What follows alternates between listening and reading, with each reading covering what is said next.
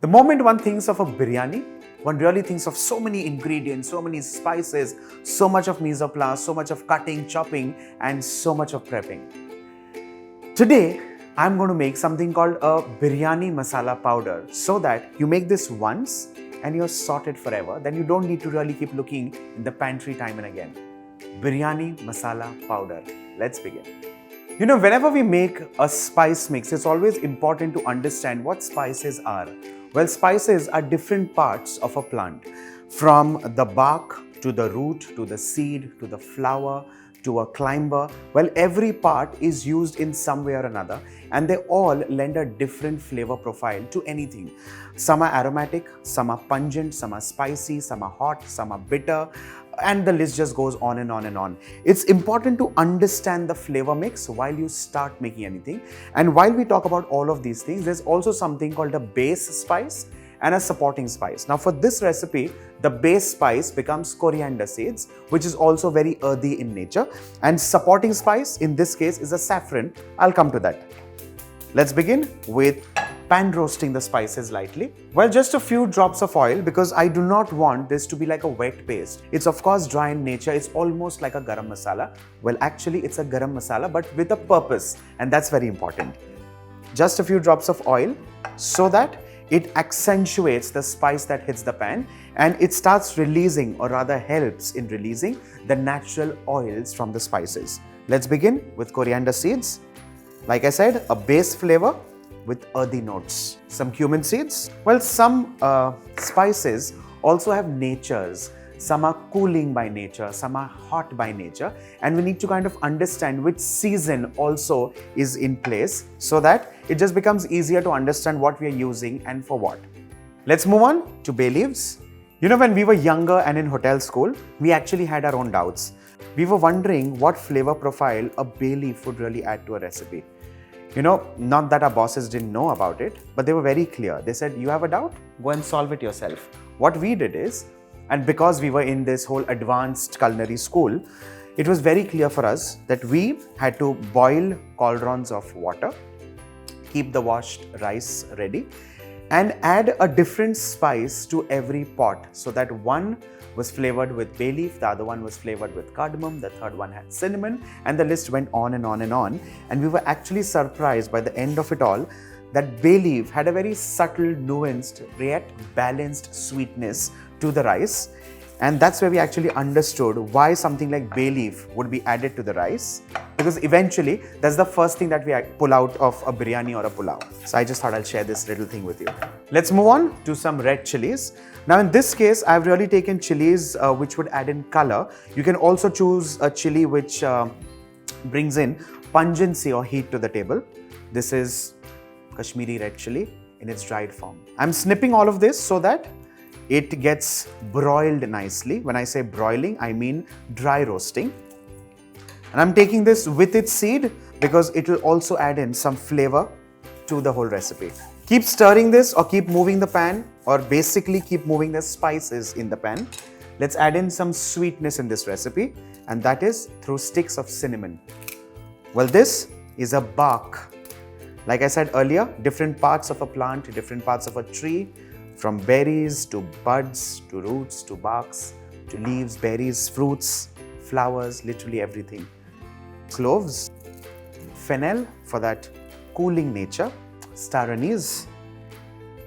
Now I know a lot of people who also remove the seeds. Well, I have never removed, so I'm just breaking it like so and adding it to the pan.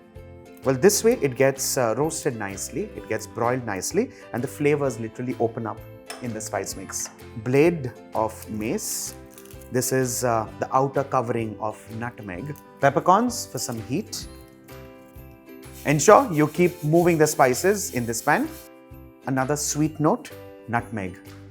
Well, instead of getting adventurous like I am getting, you could also take a mortar and a pestle and just knock it out. Green cardamom, black cardamom seeds. Well, these are literally pods. What I'm doing is just opening them up lightly so that the seeds within also get toasted. Well, I was in Sikkim several years back, and I was actually surprised to see that these are red initially, and when they're sun dried, they literally smoke it. There's like a bed or a machan that is created, and there's smoke under it. So if you actually smell this, it's naturally smoky, and that adds into the whole punch to black cardamom. Let's whack the heat lightly and ensure that you're around the spices while all of this is happening, because you just want the pan to heat up lightly, and eventually the spices will also start warming up and release their natural oils. Well, in the olden days, this also would be sun-dried for several days and then cooled and ground. Now, of course, we have these fancy apparatuses in our home kitchens, but there were times when mortar and pestle, sometimes even of wood, would do its job. Allow all of this to now cool down. I'm going to transfer this in a deep bowl so that the cooking or the heating literally stops. This also, quantity is really large, could be transferred in a plate or a platter, and it could cool down for say 45 minutes or something like that. Since this quantity is really lesser, this bowl is working as fine as it can. Adding in 2 more spices. The first one, of course, is turmeric powder. If you can lay your hands on turmeric, the root, the dried one, then of course by all means you can use that. That is really very strong because it's also in a way, fresh to dried. This has stayed for a little longer on the shelf, so the pungency is lesser, the flavor profile is lesser, but nevertheless, turmeric powder goes in. And finally, last but not the least, another sweet spice, saffron. Yes, saffron is a spice. It's not a condiment or anything like that. It's a spice. Let's add in some more sweetness and some more flowery, fruity flavor to this. Now, because this is a biryani masala, saffron in this really works like magic. Another thing that you can actually add to the recipe from mint leaves. The whole idea is to pick the washed mint leaves, which are now also dried, and add them to the same pan. Well, this is also one of the quickest ways of dehydrating mint leaves. Do not use these stems even if they're tender, because that adds in to the bitterness of this recipe, which is uncalled for really. Let's turn the flame on, and on medium flame, we just keep moving this around. Initially, it'll start turning a shade of brown, and slowly you'll start seeing that these will start curling and dehydrating.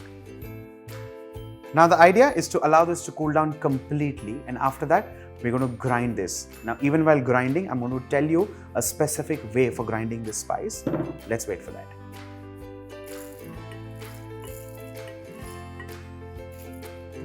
Now, ideally, we cap this and we run it on speed 1, 2, and gradually move on to 3. In this case, what I want you to do is move the switch on the other side. Now, generally we do left to right.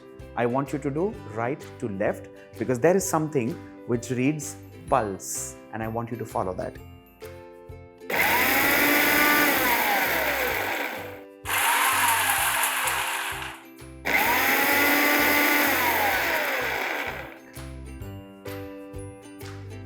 This needs to have that little bit of a gritty texture to this whole spice mix, and that's the whole fun and beauty of grinding this using the pulse switch of the mixer.